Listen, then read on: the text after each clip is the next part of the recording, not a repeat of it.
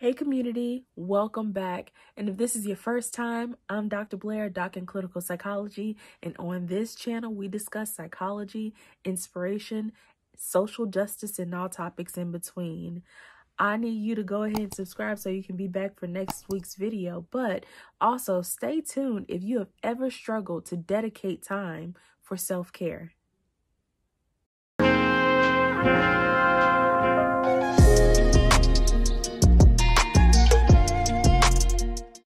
All right, let's jump into it. Quick question. Have you ever heard of a time machine?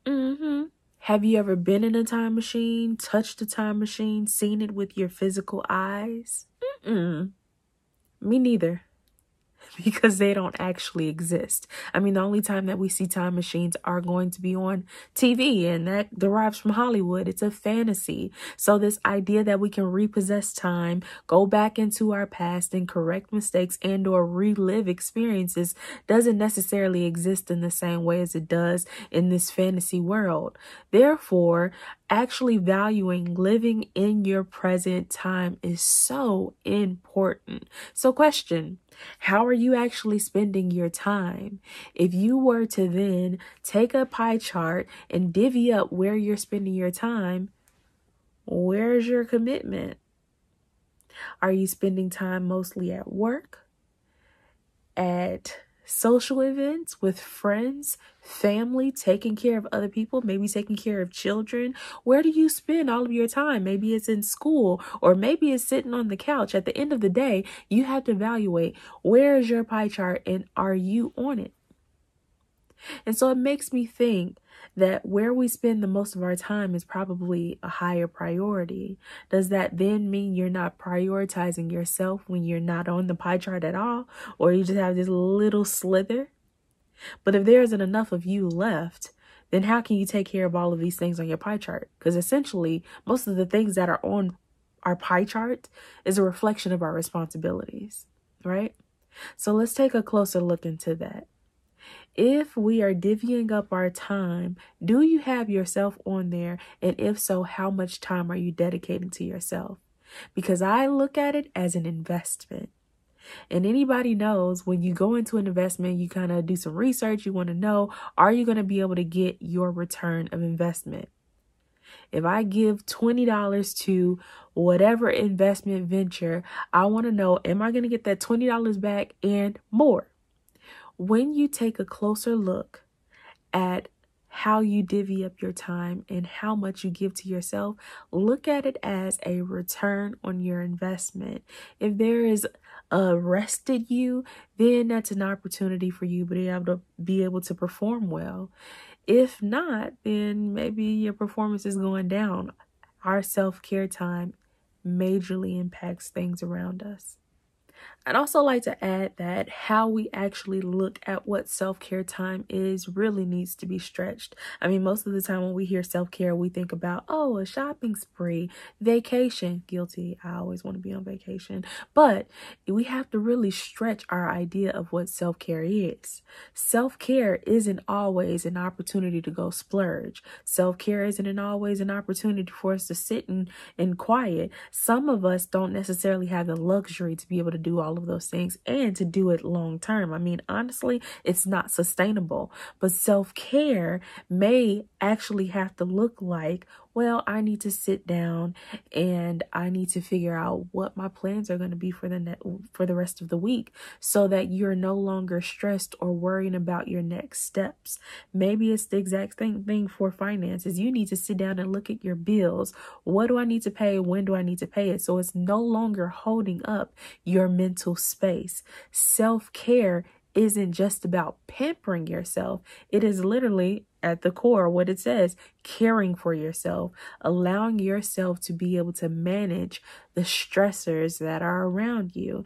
And if that looks like hygiene, I'm going to take a bath, or maybe it looks like I'm going to instead go to a spa and get a facial or a massage. Self-care has to fluctuate, and the list or whatever is in your self-care repertoire has to be expanded beyond the few that we often talk about. That may also look like I'm going to take some time and pray, because that allows me to feel a release and to trust God with the things that are on my heart, the worries that I have. Or maybe instead it is my self-care is I'm going to spend time with my friends because we have fun and I feel less stressed during that time.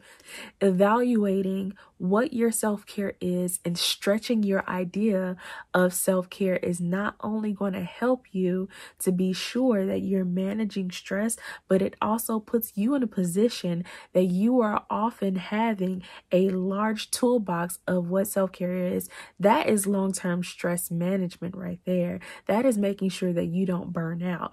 That is making sure that there is enough of you to continue to take care of your responsibility plate. So invest in yourself.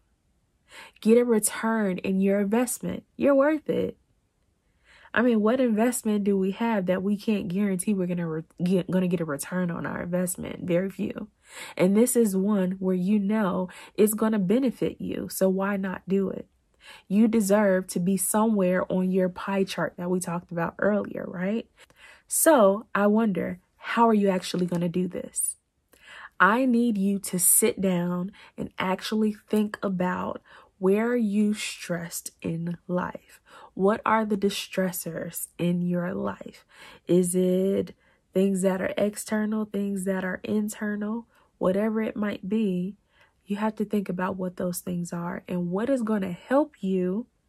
Next step, what is going to help you to then manage those stressors? What has been helpful for you in the past? What is sustainable? Like, can you literally do this over a period of time? Is it going to remain helpful for you over a period of time?